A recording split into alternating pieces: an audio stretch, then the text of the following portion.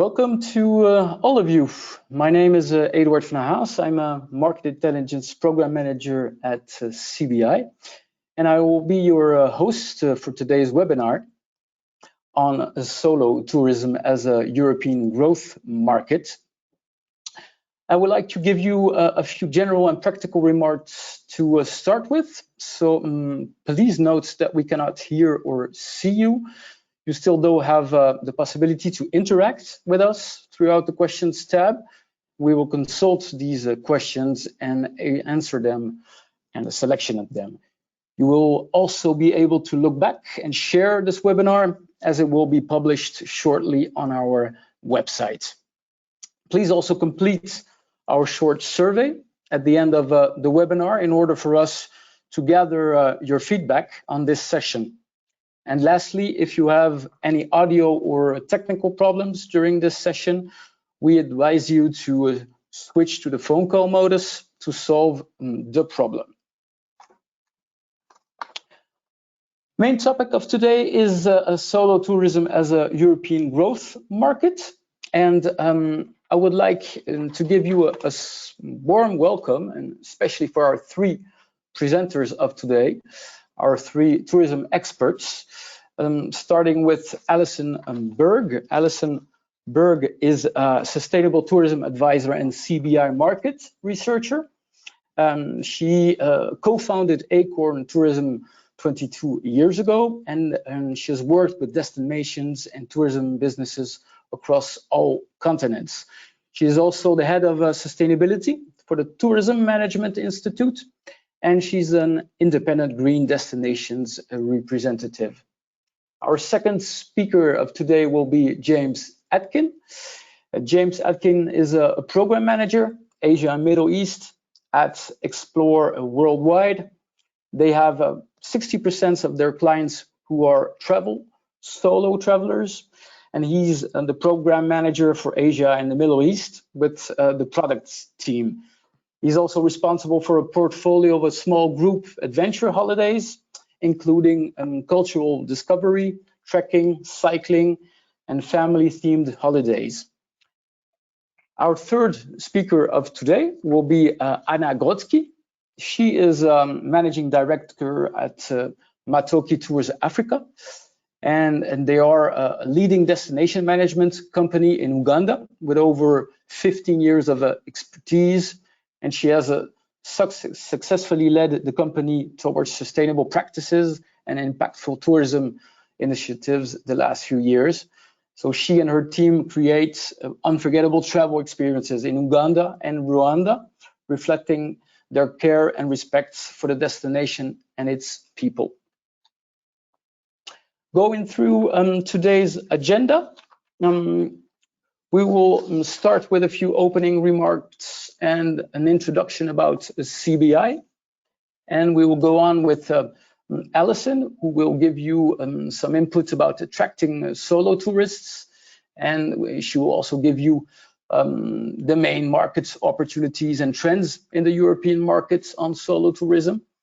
We will then, around 10:30, go on with James, and he will explain to us why European solo travelers book small group tours with outbound tour operators, and he will give us his insights about solo travelers. And we will then finish with Anna on how inbound tour operators can target solo travelers in specific.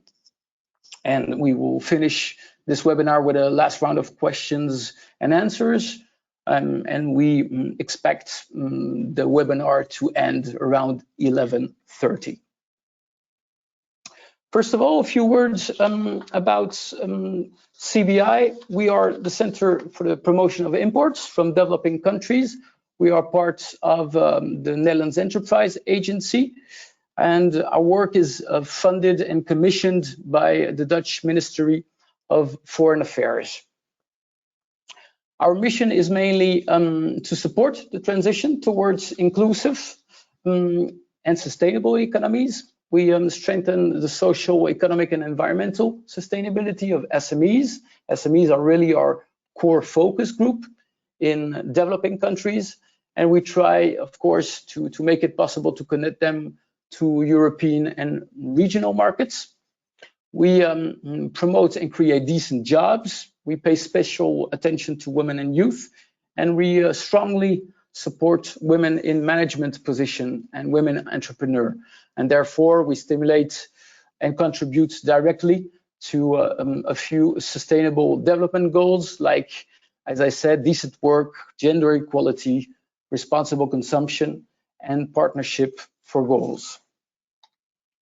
Going through our main focus countries, we actually cover all continents with our website, but in terms of projects and focus, we focus ourselves on regions such as the Middle East and North Africa, also Sahel, West Africa, as well as on projects in specific Asian countries, mainly in Southeast Asia.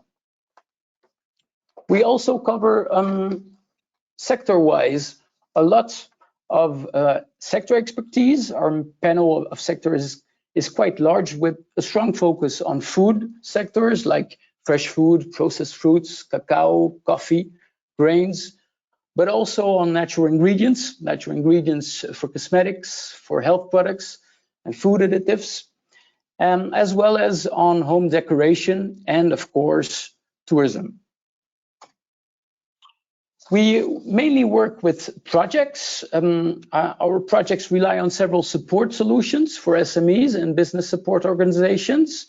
And to give you a few examples of active CBI projects in tourism, we currently have led projects in Jordan, from the enchanting coastline to the tombs at Petra, and we also organized projects and are leading projects in Zambia, Uganda, and Ethiopia.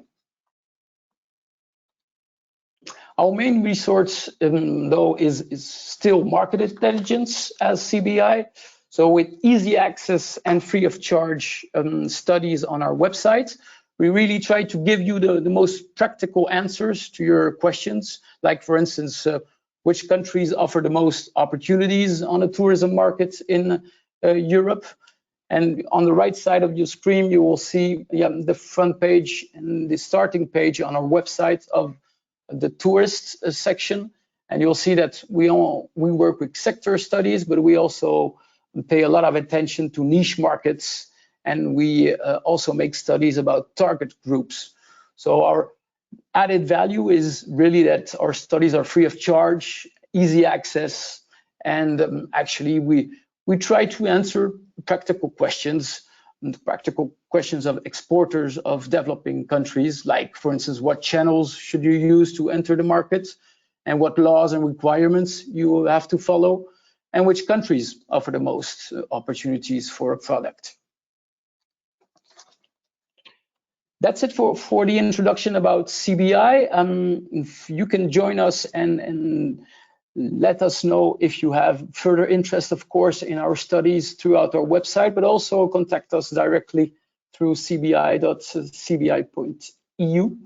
We also have the possibilities to use, of course, our socials. And I will now leave the floor to Alison while going to a first poll that my colleague Jorrit can offer you on the screen.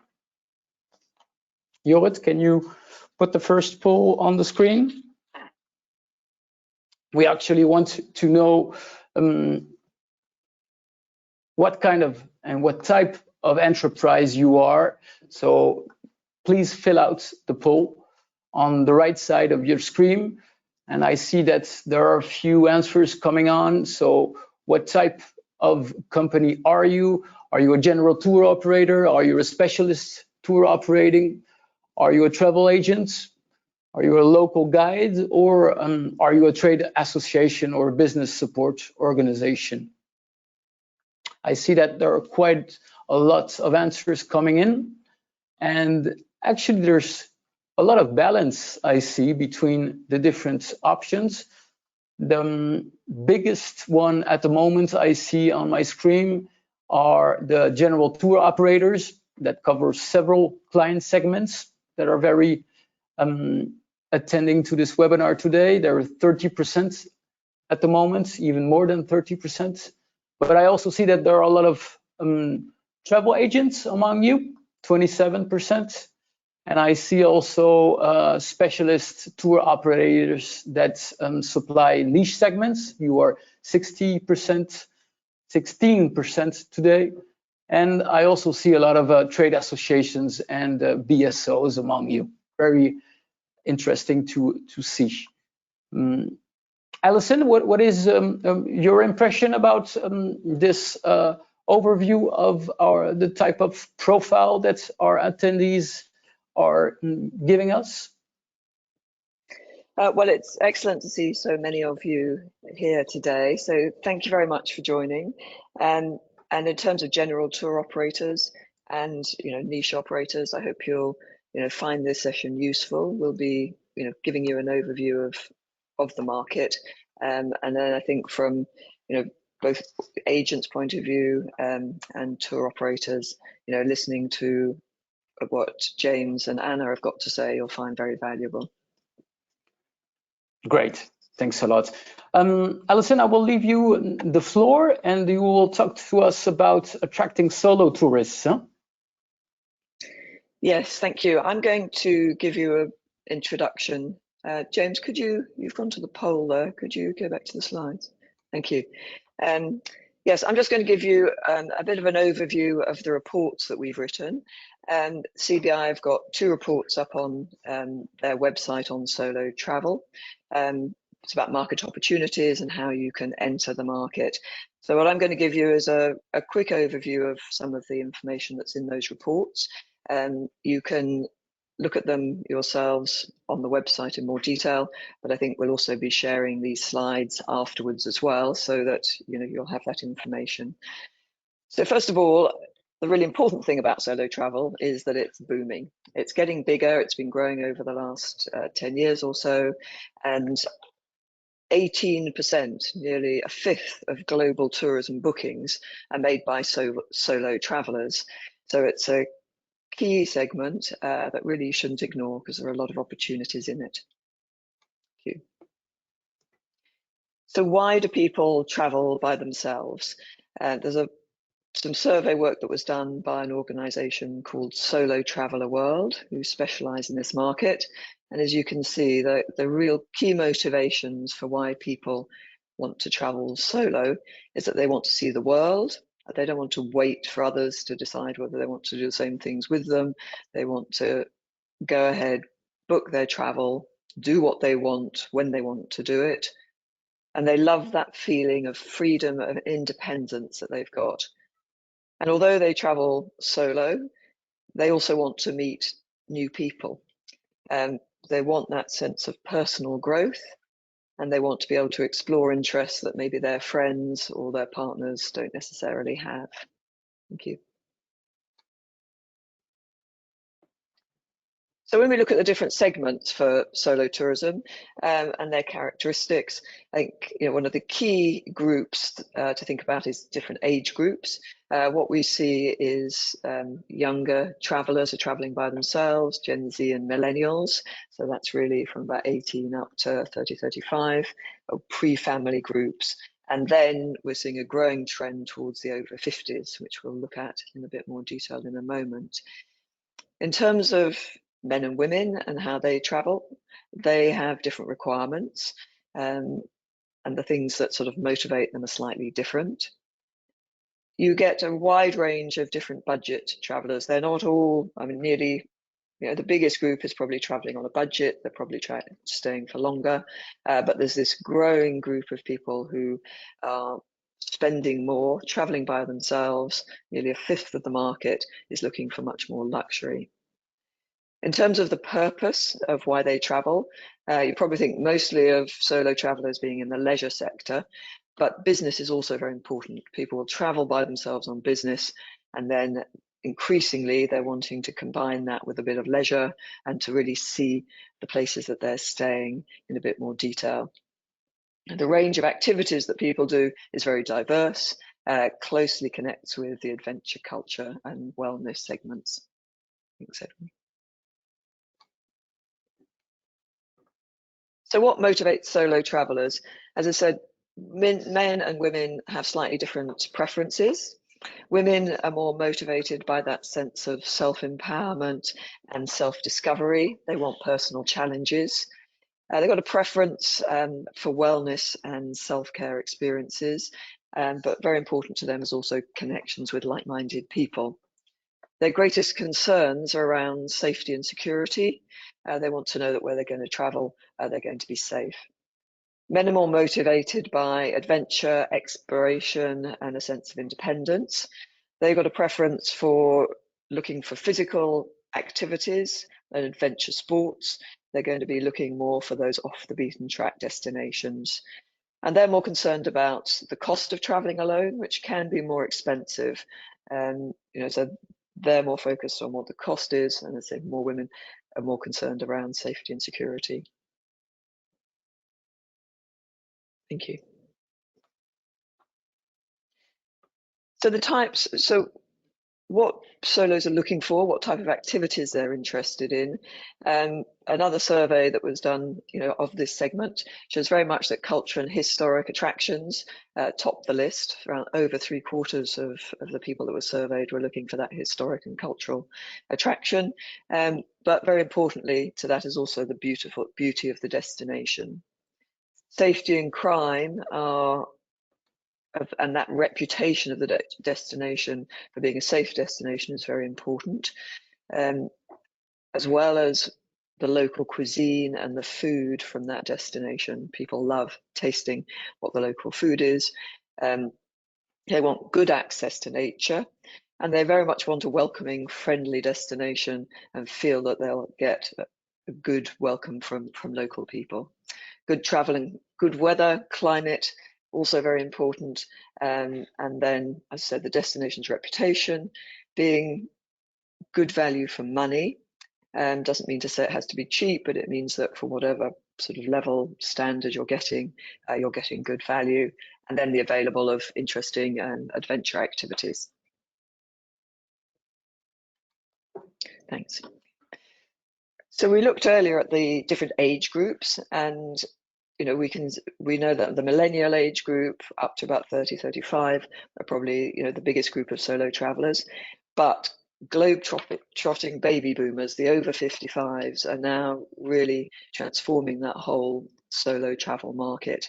And it's estimated that around 40% of 55 to 65-year-olds traveled alone in 2018. So you can see there's a significant group there, and they tend to be traveling on a higher budget. They're people whose children have left home, and they may have had life changes, divorce, they may have been widowed, or there may be some real motivation there for them to want to go and have that sense of exploration. The other change is that sort of with online networks, that's really helping people to facilitate their planning and connect with other people, which gives them an increased sense of confidence. And as I said, in terms of having affordable luxury, it's a really interesting market for the higher budget solo travelers. Thank you. Connectivity is key to solo travel. People may want to get away and have a digital detox for part of their travel, but in terms of organizing themselves, networking, reliable connectivity during their stay is very important. They want to stay connected to other solo travelers. They want to stay connected to family and friends back home, and they really want to be able to share their experiences while they're traveling. So social media platforms, travel apps, and online communities are the places that they're going to be finding information. And they want to be exchanging tips. They want to find out where to meet up with other solo travelers and what sort of events are going on. And they want to find companions that have got shared interests if they're wanting to book a tour or they're wanting to go and do a particular activity. A large group of people that it's worth thinking about are digital nomads. 44% of them travel alone, and they're going to be people that are staying longer in your destination. I think for DMOs, particularly the BSOs that are on this call, just thinking about how you can encourage people to stay for longer in your destination. The digital nomads are going to be there, staying for longer. They're going to combine work and leisure, and they're looking for co-living spaces and co-working spaces where they can meet other people. So hostel type accommodation that's reasonably priced, but that's got good social spaces that they can spend time in. And they're also looking, this whole group looking for people online, so wanting to connect to those online communities. And they're also looking at destinations that offer digital nomad visas that allow them to stay more than the 60 or 90 days and offer them tax incentives. So they're an interesting group of people, particularly if your country or destination offers that digital nomad visa. They're good to target for solo trips. Thanks, Edward. Another key tip is just to think about sustainability. This group of people are working, they're very much connected to the adventure travel segment, wellness, nature tourism, and they all expect sustainability to be built into the types of tours that they have. So if you've got activities that you're doing, if your operations, if you've been certified, if you've got good stories behind your sustainability, make sure you're communicating that really well on your website or in your communications, and also advertise budget-friendly sustainable options that may be near, if your accommodation that are nearby. If you're thinking of creating local tours, have local guides that just offer simple, budget-conscious way to reduce environmental impact or to spend money locally, so that you can show people to go, that they can go where locals go. So show that knowledge on your website through your social media. Now that's what people are looking for. Thank you. So in terms of the countries in Europe that you might want to focus on, the top three that have great potential for solo tourism market are the UK, Sweden, and Denmark, closely followed by the Netherlands, Germany, and France. So these countries all have high proportions of single-person households. It's a trend in Europe, it's a trend globally, but the number of single-person households is growing, has done over the last 2 to 3 decades. And these countries also have a strong culture of independence, that people are very independent about what they do, and that feeds into their travel habits. And also a lot of solo travelers that may be looking for tours and group tours are people that have traveled solo by themselves in the past. So these are good target markets. If you look at the report, you'll have lots more detail about the different profiles of people from these UK, Denmark, Sweden, and these top 6 countries. Thank you.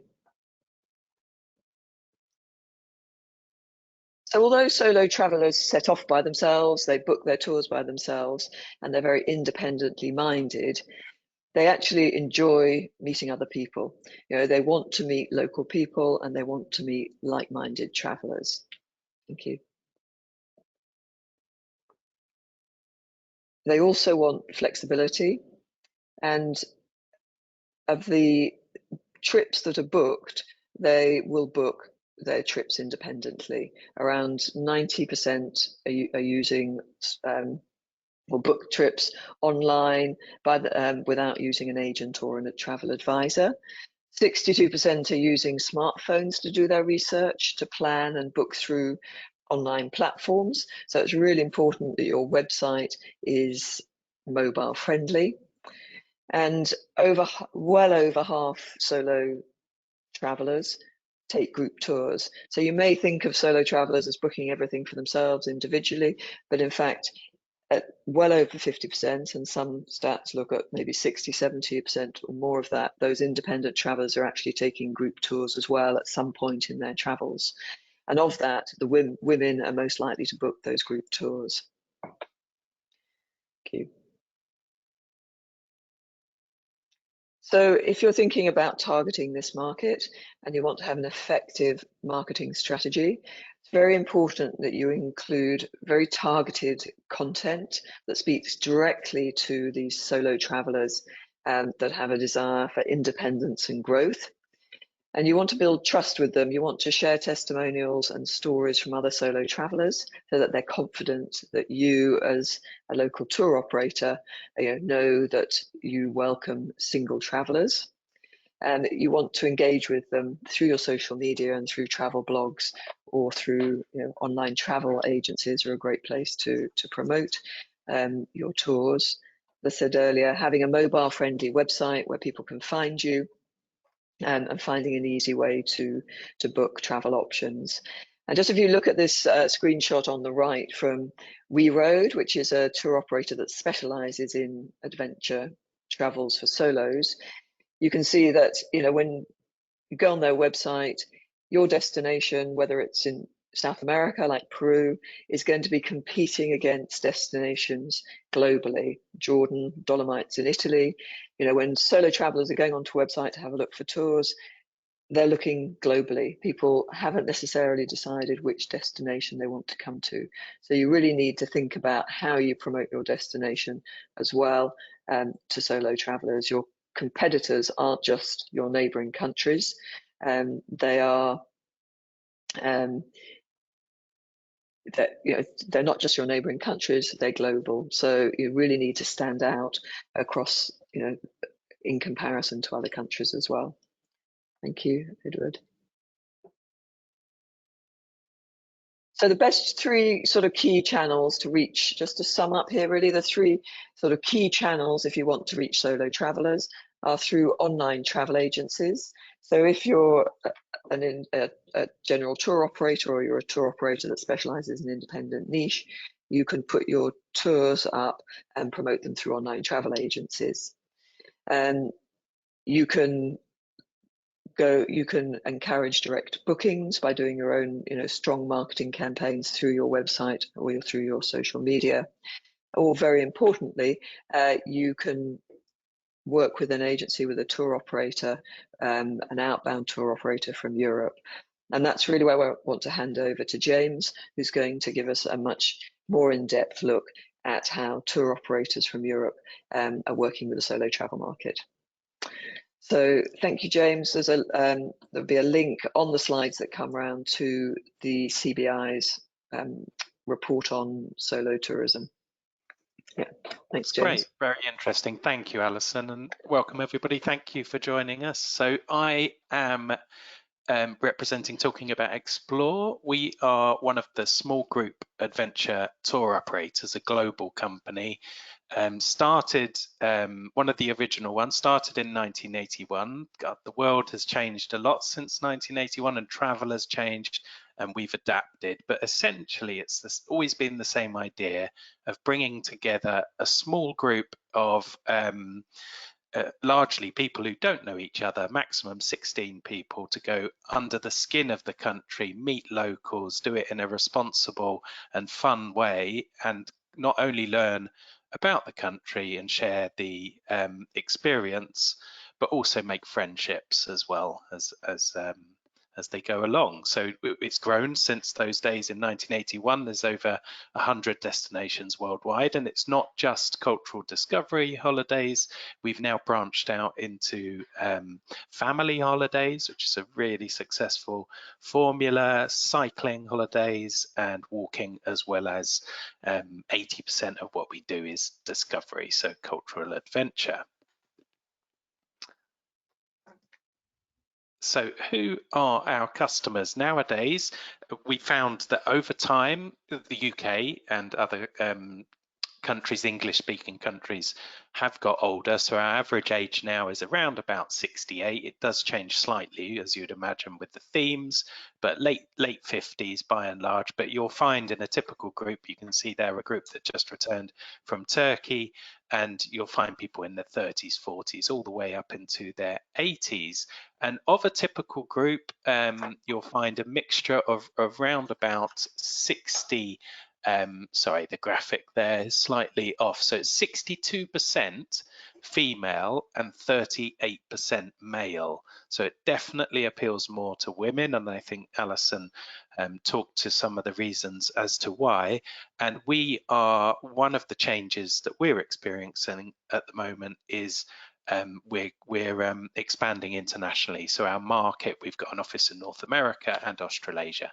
So it's English speaking, but we also sell all over the world, but particularly in the English speaking countries. So who are our solo travelers? So you saw a typical group. 44% of all of our travelers in any one year are solo travelers, and of those 65% are female. So on the right hand side you've got a live example, and it's a good example to talk to what we've done on the marketing side of building a testimonial and a marketing piece around solo tourism. So Sarah Bravo joined us on a holiday, one of our group holidays through beautiful Sri Lanka earlier this year. It was her first time traveling as a solo traveler and on a group adventure, and there's a lot of barriers to entry. We find for our marketing purposes it's about convincing people that it's not odd to go on holiday with strangers. It's actually a really cool thing to do. So we talked about her journey, her worries, her questions pre-tour, and how she experienced, and absolutely you can see there at the end of the holiday on the beach in Unawatuna, and she absolutely loved the experience, made friends.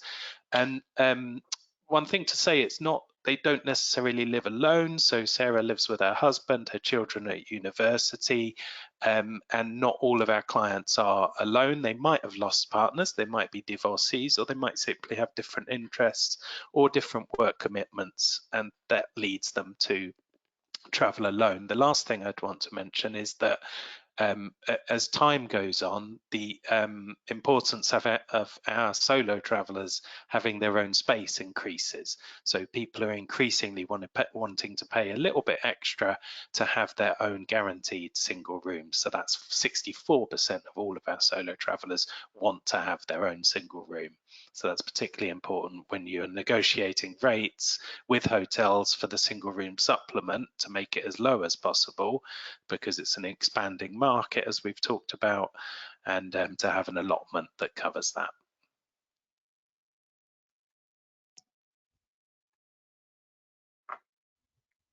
So if we just go back one slide. So we're missing a slide, no problem. So why do people book with us? Just the first couple of pictures there, 1 and 2. Imagine yourself in picture 1 looking at a group of kayakers going across the bays in Thailand, having a fantastic time. Friendship and companionship is one of the main reasons people book with us. They don't want to travel alone necessarily. You join a group and you make friends as you go through the holiday, and you're sharing wonderful experiences with like-minded people. Number 2 is the reason for, so another key reason for solo travelers booking with us is that the logistics and the costs. So when you're traveling as part of a group, first of all, you've got to do a hell of a lot of research to find out what you want your itinerary to be. And then sometimes it might be impractical to drive 3,000 miles, say, through Saudi Arabia over 2 weeks, as well as seeing the sights. And it's the expense of traveling large distances and also employing local guides and to see you through. So logistics and cost is a key reason, and then safety and security I think is really important, particularly maybe more so with female travelers, and particularly in certain destinations, say in the Middle East or other parts of the world where there are more problems with crime and safety, and maybe a different attitude towards women. So traveling within the safety of a group is another reason for booking group holiday. And finally, really, when people do it, they realize that you can just relax, switch off and enjoy. So the tour leader, we're there in the background, we're the expert, destination expert. We work with our local partners to build wonderful itineraries based on a huge amount of experience and knowledge. And then when they're on the ground, they can just switch off and enjoy their holiday because the tour leader is orchestrating everything perfectly. So you can just relax and enjoy your holiday, and all the legwork is done. So that's why people book with us. And if we just move forward, so there's the pictures that I was talking to, the kayaking and then the Saudi Arabia experience. And Saudi Arabia, by the way, the local women, because it's just open to tourism, are absolutely fascinated with our groups. This is a picture from one of our first groups. So the local women almost wanted to meet the foreign women more than was the other way. It was an equal interest. So if we just jump through this slide, Edward. So how can you make an itinerary for a tour operator that's great? So why are our itineraries perfectly suited? Just to pick one picture there in the bottom left, it could be a city tour. This particular group were walking into Petra via from a camp that we spent the night in the night before, and it's a sort of secret route into Petra. But it could also be a city tour. It doesn't need to be full on adventure or particularly strenuous. But the point I want to make is that as you're walking along enjoying the scenery, you're chatting with people. So all the way through within the group and making friendships and picking up conversations on different days with different people. And as the group goes through the holiday, they come together more and more, and that friendship grows. And a really important part of that is to the top right picture, which is one of the group meals. So we don't include meals because we like to leave flexibility for the leader to choose certain restaurants that provide good value for money and quality. And but we really want the leaders to arrange group meals because people, they're optional, but in our experience, virtually everybody joins every group meal, particularly in the evenings, because you can reflect on the day, you relax, chat to your companions and your fellow travelers, and reflect on the holiday and get to know each other a little bit more over some great local food. So that's another great bonding experience that's woven through our itineraries. And then to pick one of the experiences in the top left, meeting local people in a local restaurant, making a local dish, learning how to make it, not necessarily a cooking lesson, a demonstration, and having that contact with those local people. The leader can interpret if there is no English language spoken, and it just brings you closer in one aspect to the local people as well as the local culture through food, and it's an interactive, cool experience. So there's lots of different examples of that woven through according to the destination. It could be meeting a local farmer, or meeting a local craftsperson, something as far natural. We try and foster natural interactions that are also financially beneficial often for local communities. So that is a great aspect. And then the bottom right, we largely operate with 3-star hotels. This particular hotel is a bit more luxurious. We've recently launched a range of premium upgraded trips in 4- and 5-star hotels. But I think just going back to that point about how important it is to have an affordable single room option for our solo travelers. And also as a local partner, we expect we can't physically travel to all those destinations around the world every year. We try to get out to countries to do inspection trips, but we expect our local partners to be really on the ball when it comes to quality of all aspects of the trip, particularly a large factor is the hotels. So you've got to be providing hotels, I would suggest, to a local tour operator that you are confident hand on heart that they provide a good service, and it's clean, comfortable, and ideally in a good location.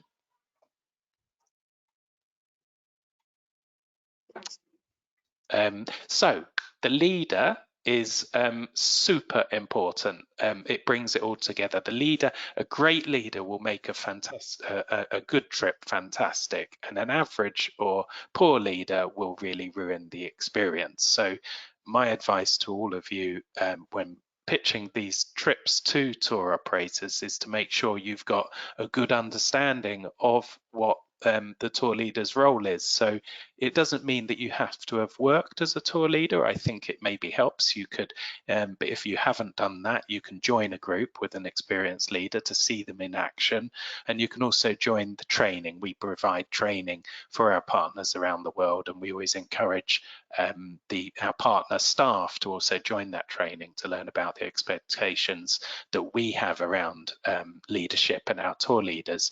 It is the vital cog. So you provide, it's everything from a doormat to a diplomat. You've got it's a hugely exciting job that combines a mixture of local knowledge, all of the logistics, so in the background, the arranging all of the entrances to sites, the transportation, the bookings for restaurants, you name it, local guides, the bringing together the group. There's a lot of soft skills that are employed by local leaders in managing group, the psychology side of it, bringing the group together, and also safety is super important to always, it's almost safety first to consider people's well-being, and then adventure and everything else after it. Everything has to be considered and safe. There's lots of other things I could talk about there, but it's super important. So another of our star leaders, that's a picture on the left-hand side. So we look to our local providers to have that expert local knowledge, to work in tandem with us to come up with a fantastic itinerary that's suited to our clients, to have a pool of tour leaders, to have innovative ideas, to evolve as time goes on, to be aware of new opportunities, new places to visit, new experiences to introduce into itineraries, sorry, to keep them fresh over time, to always keep responsibility is increasingly important. So always try and suggest, say, a hotel that has an environmental aspect to it, or experiences that are responsible to the planet and to the people, and to give something back, ideally, to the local people. 100% client focus, super important to always put the client first, and to be proactive, and also to be contactable. So when we send emails to agents, the perfect local partner will reply promptly and answer all questions, and also in an emergency will be available 24/7 to coordinate with our local, with our emergency phone in case there's any problems on tour. So, and everything coming together, all those aspects to create brilliant experiences. These are just some photos. So the left-hand side, seeing the Taj Mahal from the other side of the river in the morning, to go on a safari in a vehicle that has got in good working order with seat belts and is safe and comfortable, to sleep in a different accommodation. This is a houseboat in Kerala, to meet the local people of Mongolia on our trips there. If we see a nomad family, the guides will stop our four-wheel drive vehicles, and it's an incredibly welcoming, hospitable people, and they'll invite us into their yurt, and you meet a local family. And wildlife is super important as well. If there is wildlife, we always try and build it into our itineraries in a responsible way, so people can learn about not just the people, but the wildlife of the destination. And then finally, so doesn't matter. I will hand over seamlessly to Anna.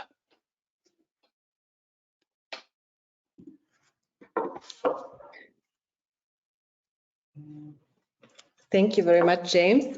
This is really interesting to hear your perspective as a UK-based company. And as you said, seamlessly, my part is now to share the experience of a DMC or inbound tour operator on solo travel, which I'll gladly do to complete this picture. So just to say, it's a pleasure to be here. Thank you for everyone who's joined today to listen to us on this exciting topic.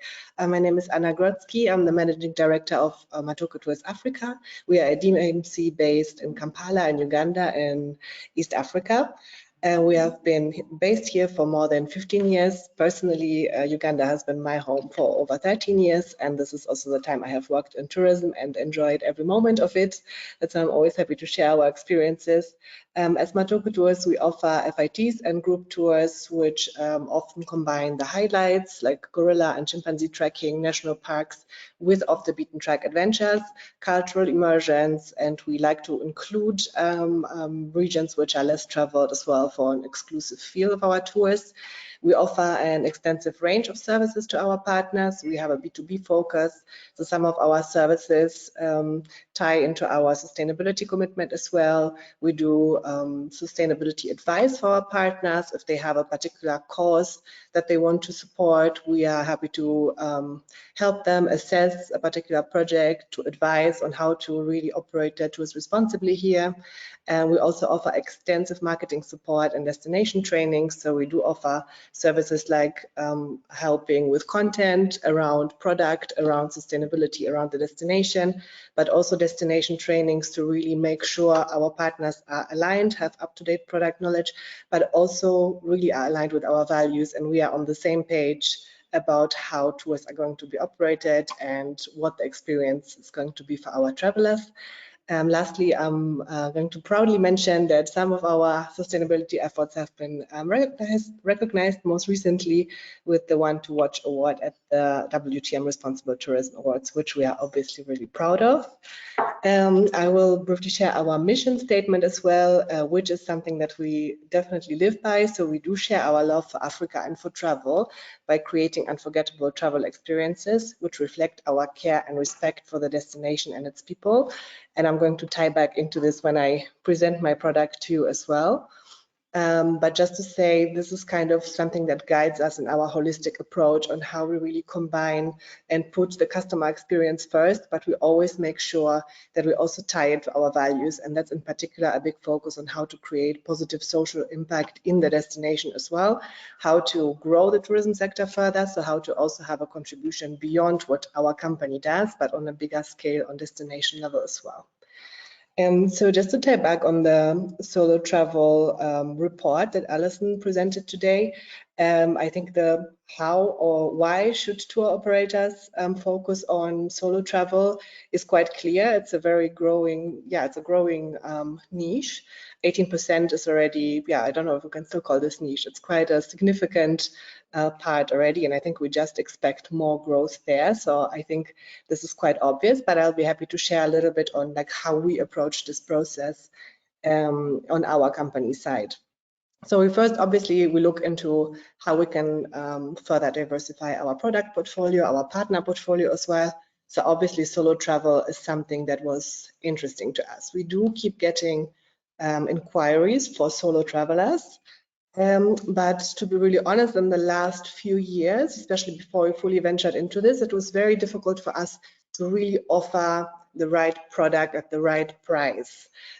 Just looking at what we are usually executing in terms of trips, it seemed like it was not fully aligned. And it was also a little bit frustrating. And I said we would love to enable everyone to have a fantastic Uganda experience, but getting a solo inquiry in, it was kind of already clear for the sales team this is going to be difficult because the price is going to be too high, or we don't have a join-in which is pre-scheduled. So it just seemed like we are just leaving out part of the people who are interested to travel with us. So after having this thought, we really sat together with a number of colleagues and really went deeper into this on what could we do to really target this market. And what was very, very clear to us from the start is that we really want to go even more narrow than just to say we focus on solo travelers. So we decided the best fit for us was to focus on female solo travelers, to offer join and group tours for those travelers as well, and to have still a particular focus tying it back to our company values. So a particular focus on cultural immersion, on connection between the travelers, but also between travelers and people they encounter on their travel. To have this element of connection, immersion, maybe even transformation in an ideal case, I would want to say.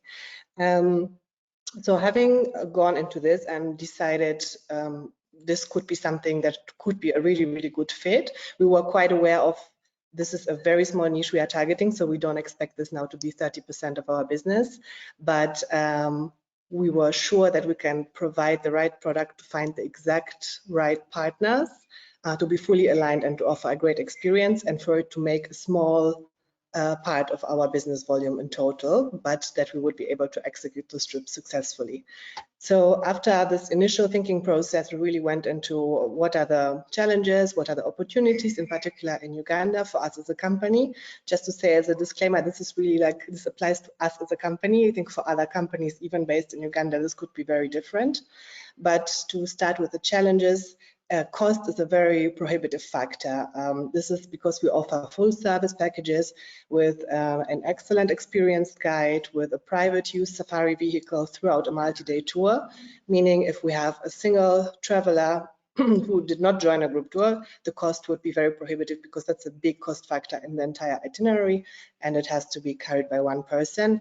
Also, the sustainability there, of course, was questionable on sending a full safari car en route with just one traveler. So there we already knew the way to go for us would be a join-in tour.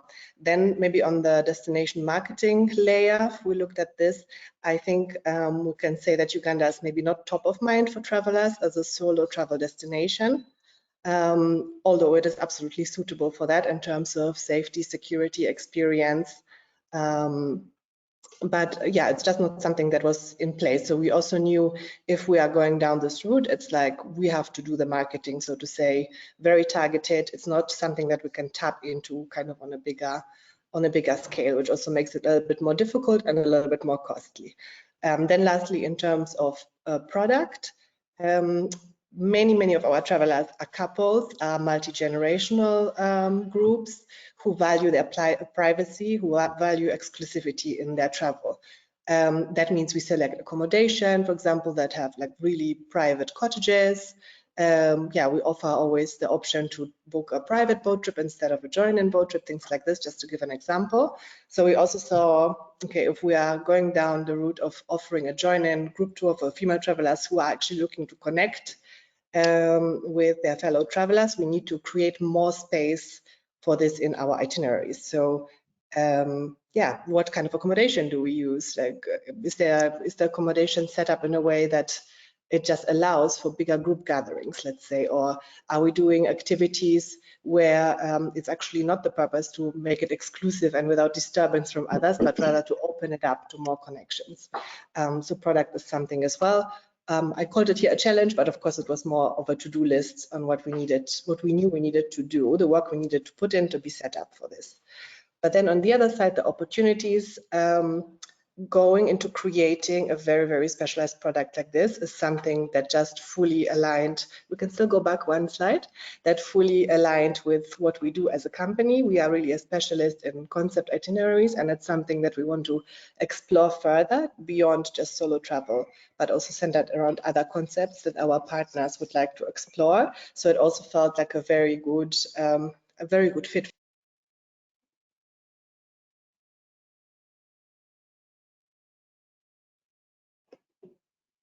Very aligned with our values, one of which is to really foster like gender equality in our sector.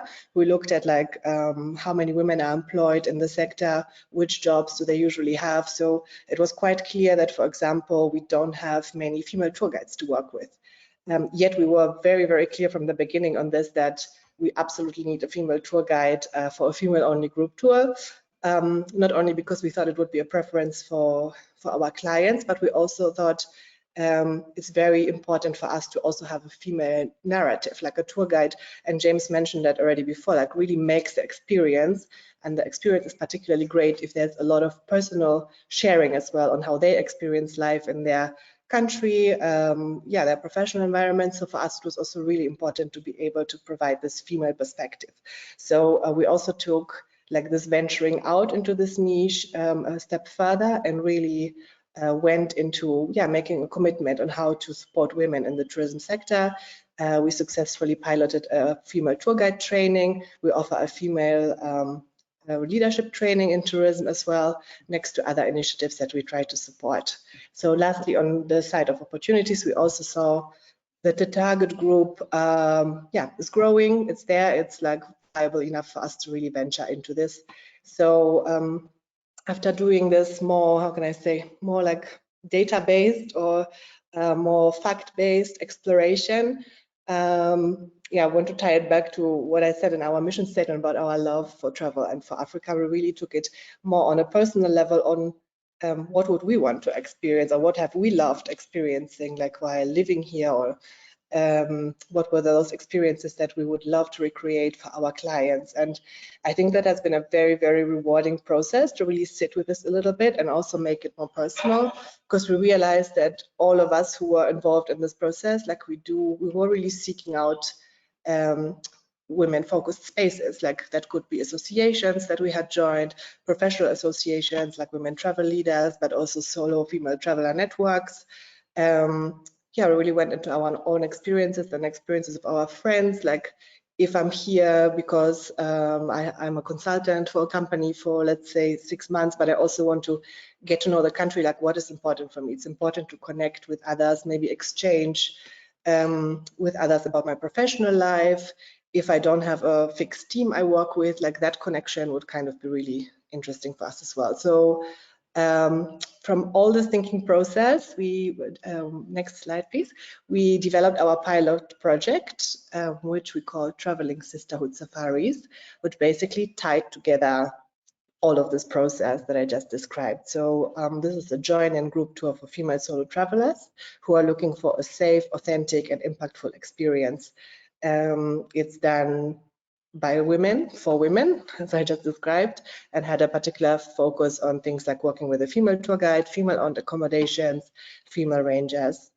About the safe, authentic, and impactful, just to also say something about this still. I think it just ties back to what Alison presented about the needs.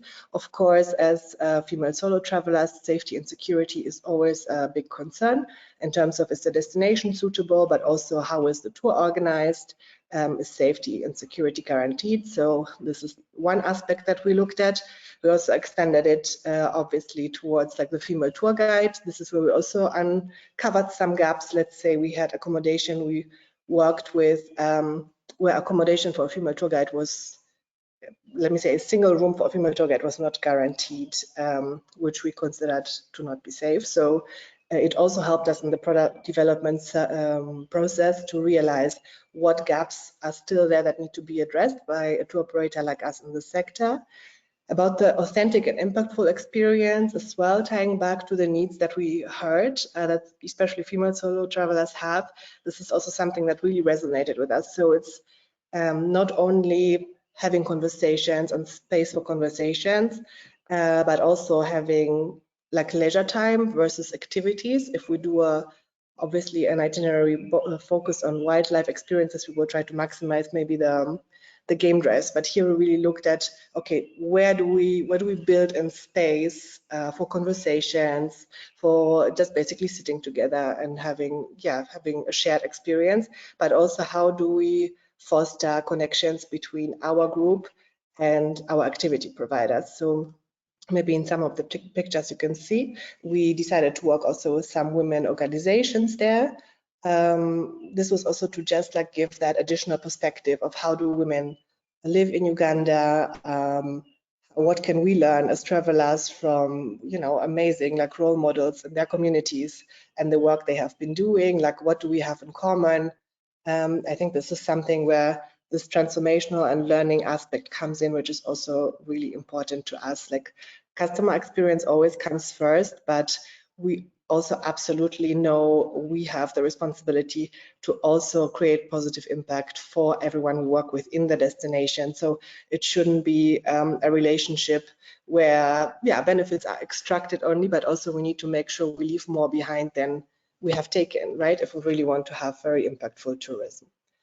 I think this is mainly what I wanted to share about this product in particular. This was our pilot. This happened in 2019. Obviously, there was some disruption through the pandemic that happened afterwards, but it has been a very rewarding journey for us.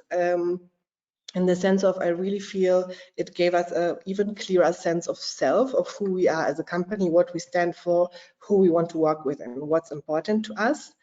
It has given us opportunity to really work with new partners as well that we were able to reach. It gave us the opportunity to explore other niche, travel niches that are interesting for us, and really going in depth there, like what does it really need to develop something from the start, and how do we look beyond just an itinerary, but kind of what do we need in terms of infrastructure, ecosystem on ground to be able to really successfully and positively run such tours. Yeah, I can only say that for us, this has been a great experience, and I would really recommend to anyone who's looking into venturing into any kind of niche to still consider what aligns best with us as a company. Within that niche, is there still any particular focus that we want to focus on in the coming years? And just like see where the journey takes you. For us, it has been a learning experience, and it still is, but it has been a really wonderful one. So that has been great. Okay, thank you. This is just to say. Thank you very Anna, much. thank you for listening. Yeah, Anna, thank you so much. That's been a fantastic insight into what you've developed. I don't know if James is there as well. I think we were getting a few questions in on the chat, and it'd be great if you could both join. But Anna, first, maybe, what I think you were just saying at the end about developing a niche product, and to the level you've taken that. We've talked about solo, you've taken it to the next level of then looking at, women solo travelers. And through that, had to develop the product quite considerably around developing, training guides, female guides, working with your activity providers, thinking about the accommodation. So clearly you've, as a company, have invested a lot of time and effort into creating that product, which, as you said, it's brought you a couple of new partners in Europe that are interested in buying that tour. But has it also enabled you to use that infrastructure and that development work that you've done to enhance the rest of your product? Have you found that really drilling down to a niche has strengthened what you what you do as a company and how you can expand other elements? Absolutely, yeah. It absolutely has. So yeah, this was just really this starting point, like this initial spark, so to say, that started the process, but it has become so much bigger since. As I said, like it really helped us develop initiatives tying into our sustainability commitment. It also really helped us to assess like the level of the guides that we work with. It also reminded us really of our responsibility of like, also, if we work with freelancers, let's say, how much do we invest back, though, in giving people the opportunity to actually get more skills, to upskill or to specialize? It's something that seems so obvious when you say it like this, but sometimes in the day-to-day business, like you don't think about it. You just try to get the best service provider out there, but it's like we have a responsibility being based here, and what are we doing for this? And also in terms of product, like this was, like I said, this was really such a passion project for us. We felt like such a strong sense of ownership of this as well. So we almost feel like, oh, is this partner the right one to really offer this baby of ours? So, but I also feel it helped us really align with like, who do we actually want to work with? Of course, like we are a company, we need to make sure we get, we get business in, we are growing, like, but also I feel it really reminded us of like, there's nothing like working with a partner who is really aligned with you. And especially as a company focused on B2B, we don't have like the direct contact with clients before the tour. So it makes it so much easier to us to know that actually our partner also briefs and prepares the clients in a way that we would like it. And lastly, in terms of product, like from this initial pilot, we have really developed this further. We do always tailor-make itineraries for all our partners. So from this initial one, this is also developed into a longer Uganda tour, into a Uganda-Rwanda tour. We have also one new partner from Canada who had other requirements again. So it has really grown, and it was a learning experience on our end as well. Yeah, amazing. I think what you've achieved there, and also from the sound of it, it's given you, you're targeting a niche market, but it's given you that passion to market very specifically to that niche? I mean, have you found that it has enabled you to market more effectively through your socials and on your website and tell your story more effectively? 100%. And it's just like something about how the messages land, you know, like it's really, if you know, it's really exactly like what the other person wants to hear. And I think I know it also from the other side, like if I get a message like this somewhere where I feel like, oh my God, this sounds so amazing. So we've had really this experience with this, I think because we went so narrow. So then once you actually read someone who is the right target group for it, like it just always lands so well, which is really amazing. I feel everyone feels very aligned on all ends with that. So James, maybe I can ask you to come in as, you know, the tours that you're interested in, the partners you're interested in. Does that level of niche development and passion around a tour, is that something that you are looking for from suppliers? Completely. Yeah, no, totally. It's from the other side, what Anna just said, it helps if your values are aligned. I would echo that 100%. If I'm looking at a new destination, say at the moment, South Korea, in my weighing up of my options of different local partners, the values of the local operator are one of the things I will go straight to. And just to go to the female side of it, that is something we try to make a difference with all different aspects of the tour. And if we can empower local people, so be it female in a male dominated destination, say if we can employ female leaders, we actively and proactively try to do that. So we partner with our partners, we try to, that's one of the things we're doing globally, to try and get more female leaders around the world, particularly in the Middle East, for example, as well as a specific area where there tends to be more males. Great, thank you. And just on that, I mean, I think that we've had a question from the audience around sustainability certifications, and you know, listening to you both, you know, I'd say sustainability clearly is in, you know, the heart of what you both do, in the sense of, you know, encouraging that relationship with local people, you know, in terms of your operational practices. Is it important for your clients? I mean, do they look for that? Do they expect it to be baked into what you offer? You know, how important is it for your suppliers maybe to think about becoming certified or have that certification to be able to work with you? James? Yeah, I'll answer first. So I'd say, first of all, it's actually a core value of us as a company. So it comes from the board level down, that it's one of the key objectives of us as an operator. And if that results in better bookings, then brilliant. But it's something that we have running through our DNA. We've done some market analysis, and currently it isn't one of the key factors for booking. But as time goes on, it is increasingly important that people will look for qualifications and look for certification. So we're, like I say, we're doing it because we naturally want to do it, but I think we're positioning ourselves, as it happens, very well for the future, because as the younger generations join in to group adventure travel, they will increasingly, that will be an increasingly important factor in making the booking, and we'll be very well positioned at that point in time. And do you expect it from your suppliers? I mean, if you're doing a tour like this, would you expect, you know, the suppliers to be offering you that?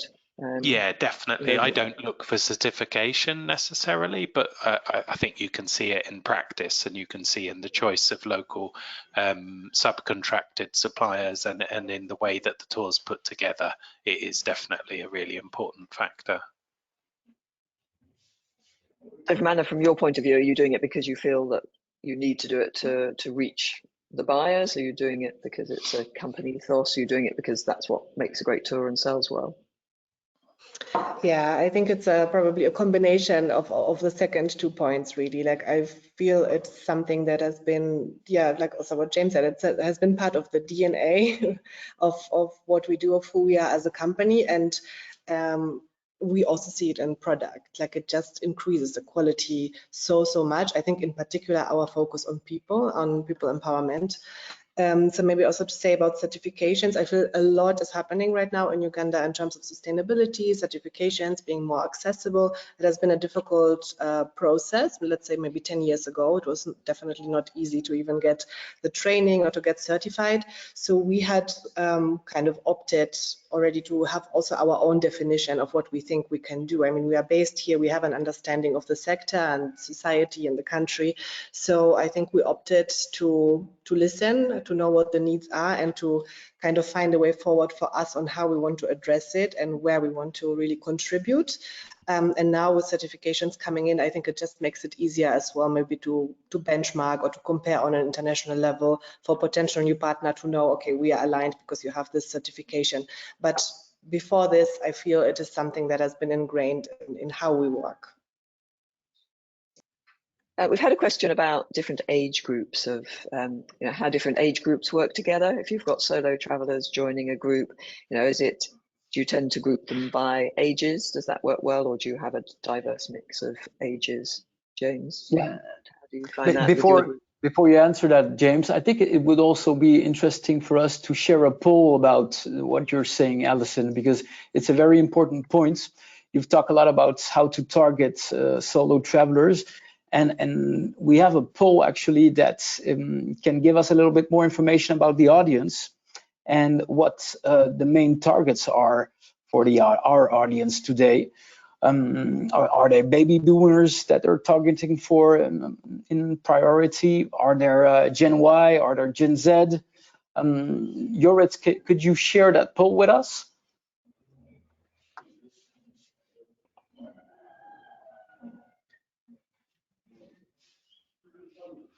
And maybe, James, you could also give a few first examples of the target groups you're aiming for in terms of age. Yeah, so the holidays are good value for money, but they're not cheap. So we offer something for every budget. We like to think, from a short break in Turkey to a 3-week trip through, say, Japan. So it does vary on the budget front, but generally you do need to have disposable income and the time and flexibility to travel. People in their 20s generally have other interests, traveling with friends and a different kind of holiday, a bit more fun focused perhaps. Don't want to generalize too much, but generally we will look at 30s plus, and we will look particularly at 40s, 50s, 60s. Once the children leave the house, then there's more disposable income, and also people as they reach that age into late 40s, 50s, perhaps if they have had children, then well, everybody as their career develops earns more money. So I don't know if we specifically target ages, but we are, well, that's answering that point. But then to come to the first question from Alison regarding, that came from somebody in the group, about what do certain generations look to be traveling with other solo travelers of that generation.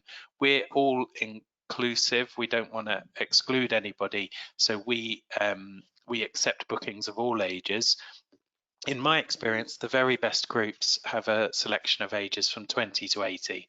They're the groups that really come together, bond, and people are actually surprised sometimes that someone in their 30s will make a really good friend with someone in their 50s. And it's not really so much about age as shared values and personality. So I would answer it the other way. Sorry to talk so much, but I would say I would not want a homogenous group of a certain age group, or a certain. I think the diversity of the group, the better. And Anna, what would be your impression about targeting a specific age group? Yeah, of course, as I said, we are B2B, so we rely there on our partners to see what works for them. I have to say, looking at the trips we have executed, most of them have a more similar age groups. So it's either the more 30 to 45 or it's the 50 plus. Personally, I would love for this to develop further, for us to be able to offer also a broader range, because also what James just shared resonates with me personally very well. I mean, I have found that I enjoy very, very much, to have conversation with women of other age groups like you. And I think if you have a product like this, which is very targeted and very specific, you already have so much in common when you choose to travel like this. So then it just makes it more interesting to have a broader age range. But this is unfortunately something I don't have an influence on. Maybe as we still get new partners, and we'll see if there's anyone who targets a broader age group. I would love that. We've had another, excuse me, we've had another question about volunteer tourism. I mean, in terms of volunteering, is that something that you build into the trips at all? And is it something that is part of the tours that you've developed? Well, Anna, maybe with your women's tour, or and then James, more broadly into the itineraries that you do.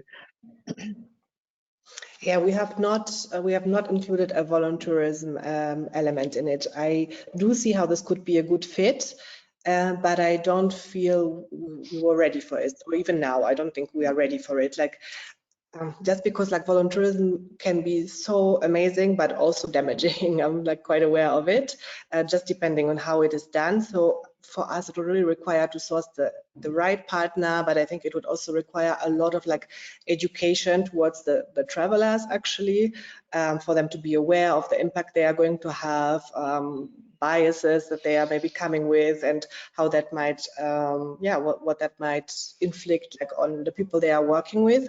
So setting it up in a way that we can be sure this is something everyone benefits from, I think is quite a task. I would be interested in this challenge, but I haven't had the opportunity yet, like to really do it. But who knows? Maybe this is a direction that we can still take. For sure, I see how it would be a good fit.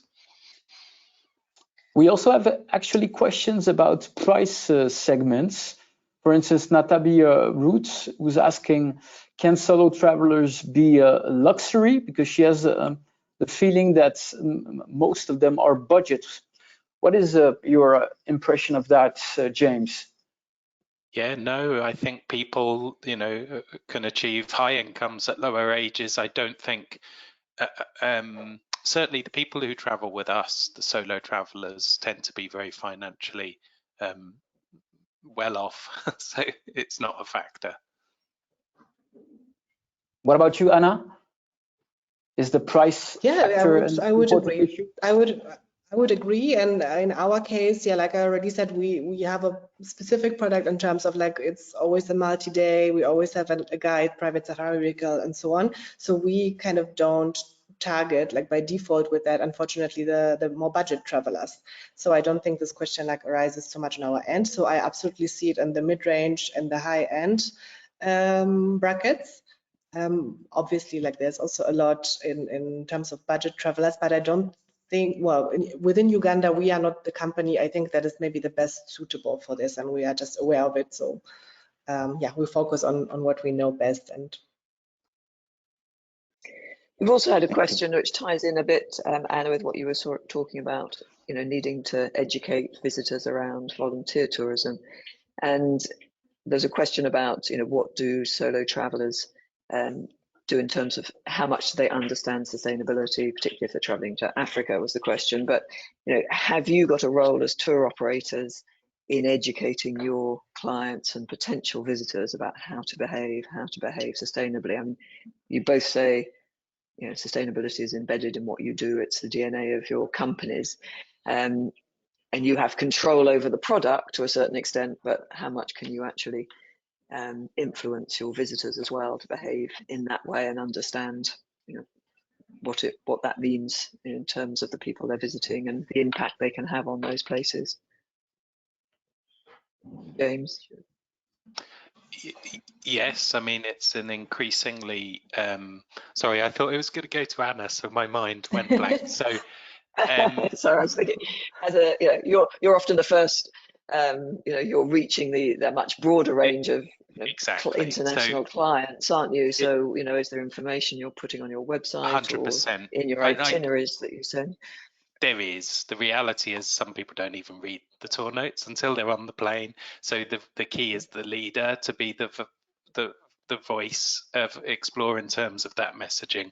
So one thing we do around the world is we encourage our clients firstly to take a filter bottle. So talking about plastic reduction, we proactively try to reduce plastic waste. So it could be in Japan giving people a tote bag when they arrive because of the huge amount of plastic bags that people get through otherwise. It could be the water bottles to tell people where there's going to be the opportunity to refill their water bottle with drinking water. And in countries where there isn't drinking water widely available, we include in the cost a big tank of water, chilled water on the bus so people can fill up.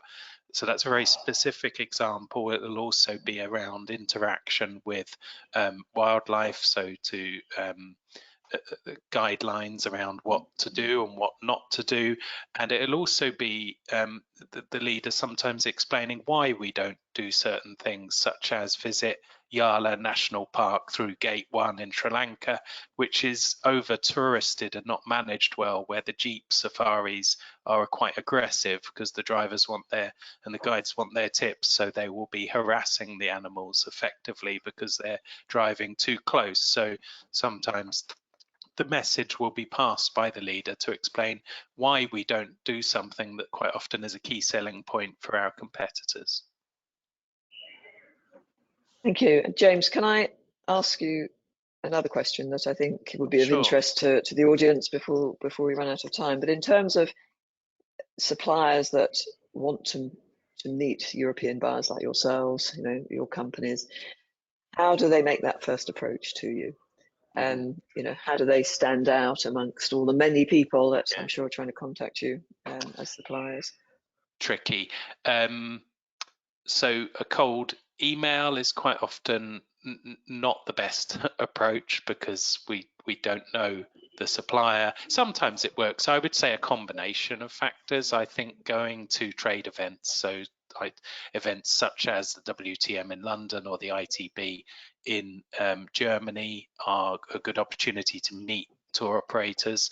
Hosting a fam trip, I think, is, as long as it's focused and you get the right audience, you can make partners that way through getting tour operators and influencers on a fam trip. And then destination management companies sometimes are a door to reaching the representation, destination representation companies that could be a good way to get an introduction to a tour operator. Use your networks as well, social networks, use your contacts to get personal introductions is quite often the best way. So if you know a local operator in another country, I think as you network and you get to meet people in your field as a DMC, I'm sure Anna knows a lot of other companies perhaps outside of Uganda that do a similar thing. Through that network you can maybe get a personal introduction to a tour operator that could be interested in offering the destination that you offer. And I would say before you do that, I think it's really important to research that market, so it be it the UK outbound market to Uganda, and if you wanted to target a number of tour operators in Britain for Uganda, for example, have a look at their website. Do they already offer it? Can you critique in a positive way the itineraries that they offer, so you proactively come in with a message that makes me think, oh wow, this person's looked at my trips, they've identified ways that they can improve our itineraries and offer something. So that is the kind of introduction that would make me listen and interact. And would you then go and look at their website to see that they understand your market? I mean, is that, I think we work with a lot of tour operators, and just that understanding of what needs to go on to your own website, and that understanding of the end client as well as the buyer, so that what are you looking for in a potential supplier's website that they can get across to you? In B2B, I don't think the website's important. I don't generally look at our local partners' websites. I think that's more B2C. What I would do is have a Teams chat, have a WhatsApp call, make contact with them and chat through the concept of adventure travel to make sure that that we're aligned with the same product offering. So I think a conversation is the best way, but yeah, not so much the website. Great. Well, Edward, over to you, really. I don't know if you've got other questions there. I think we're pretty much on time at the moment, so I'll hand back to you. Thank you. I think that was great input also about James, about how to prepare a trip to Europe. And so the main advice that we can give, of course, to companies that are targeting the European markets is to come also to do those B2B events mentioned by James and prepare their trip consciously, and not throughout mass mailings, but throughout personalized messages.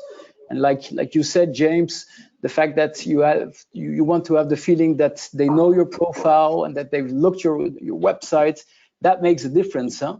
When a potential partner concretely wants to collaborate.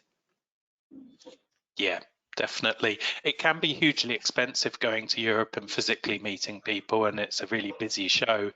The ITB, for example. Another way could be, there's so many digital ways to virtually meet people now, and it could be that you set up your own webinar, your own information, where you're educating about the destination, and you could get tour operators joining that and then being interested in talking with you more. So that's another way you could do it virtually.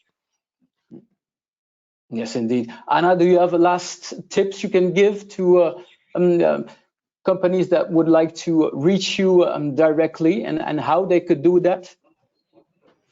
Oh, I'm very reachable, absolutely. If that answer today resonated with anyone, we would be very, very happy to hear from anyone who's interested, also from other colleagues who have DMCs. I feel we can learn so much, like we encounter the same challenges in different countries as well. Also in terms of regional cooperation, definitely very interested in that. Great.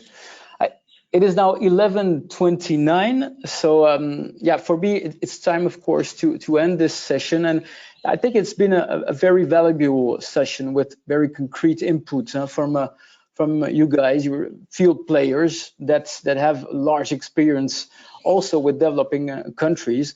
So I really like to thank you, Alison, James, and Anna, for your input.